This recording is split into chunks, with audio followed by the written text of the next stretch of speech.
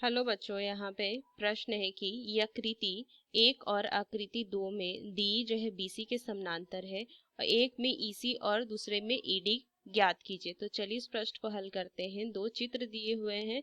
तो इस प्रश्न का अगर मैं मुख्य अवधारणा देखूं, मुख्य अवधारणा, तो ये जो प्रश्न है वो एक प्रमेय पे है जिसे हम बीपीटी कहते हैं, आधारभूत अनुपातिकता प्रमेय।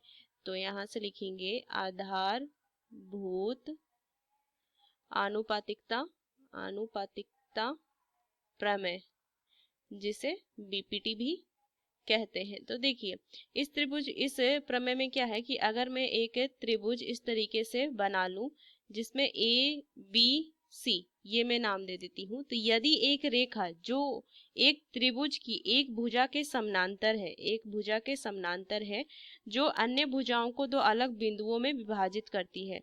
मान लीजिए कि ये डी बिंदु है और ये ई है, वो डी जो है वो बीसी के समानांतर है और ए बी को डी जो है एक बिंदु जो है वो क्या करती है, डी जो है वो ए बी को विभाजित करती है और ई जो है वो ए सी को विभाजित करती है।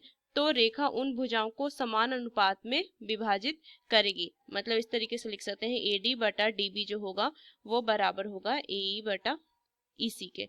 तो चलिए इस प्रमेय को लेके हम प्रश्न को हल करते हैं। तो सबसे पहले मैं पहला देखती हूँ।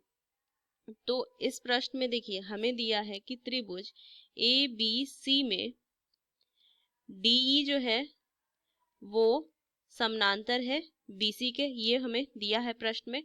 तो मैं इसे लिख सकती हूँ कि ए डी बटा बी डी जो होगा ये बराबर होगा ए बटा सी के। देखिए चित्र में लिख सकती हूँ मैं, ये बीपीटी से लिखेंगे।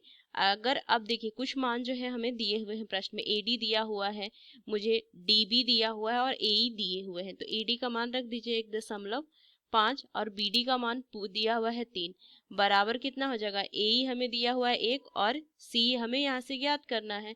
तो इसको हम क्या करेंगे, तीरिये गुना कीजिए तो मान कितना हो जाएगा 1.5 सीई बराबर 3। तो सीई का मान जो आ जाएगा वो कितना आ जाएगा, 3 बटा 1.5, दशमलव हटाएंगे तो ऊपर 10 जाएगा तो ये हो जाएगा 2। तो इसी का जो मान आ जाएगा वो 2 आ जाएगा। तो पहला हम तो हल कर लिया हमने। अब दूसरा देखिए, दूसरा में त्रिभुज ए बी सी में अगर मैं देखूं तो हमें दिया है कि डी समानांतर है बीसी का। तो मैं बीपीटी लगा के क्या लिख दूंगी कि ए डी बटा में बी डी जो होगा ये बराबर होगा ए ई बटा में सीई का बाई बीपीटी, ये बीपीटी से। तो इसका मान रखिए, देखिए एडी का मान कितना, एडी तो हमें दिया नहीं, एडी तो हमें ज्ञात, यहाँ से एडी ज्ञात ही करनी है। देखिए डी भी दिया हुआ है, ए दिया है और ईसी दिया हुआ है, तो बस सबका मान रख दीजिए। तो यहाँ से हो जाएगा, तो एडी बटा में देखिए बीडी हमें कितना दिया है 7.2 बराबर में ए दिया है 1.8 बटा में सी कितना दिया है 4, ये 5.4, दशमलव यहाँ से हटा सकते हैं।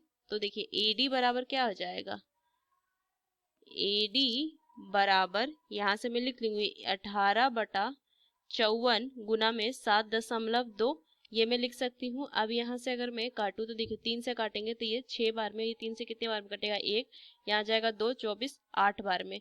फिर अगर मैं देखूँ, दशमलव हटा के नीचे 10 कर दीजिए। इसके बाद फिर से अगर मैं काटूं तो ये कटेगा 3 बार में और 3 से ये कटेगा 2 और 1 ये 4। तो एडी का जो मान आ जाएगा वो आ जाएगा 2.4।